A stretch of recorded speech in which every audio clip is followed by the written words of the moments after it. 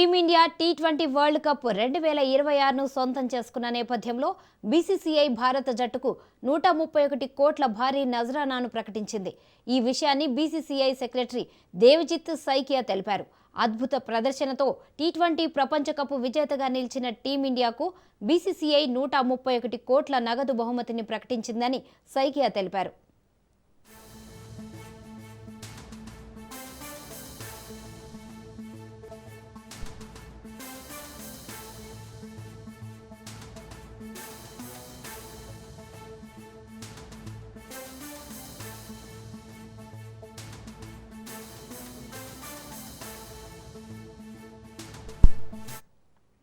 Team India T20 world cup 2026ను సొంతం చేసుకున్న నేపథ్యంలో బీసీసీఐ భారత జట్టుకు 131 కోట్ల భారీ నజరానాను ప్రకటించింది.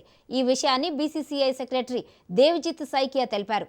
అద్భుత ప్రదర్శనతో టీ20 ప్రపంచ కప్ విజేతగా నిలిచిన టీమిండియాకు బీసీసీఐ 131 కోట్ల నగదు బహుమతిని ప్రకటించిందని సైకియా తెలిపారు.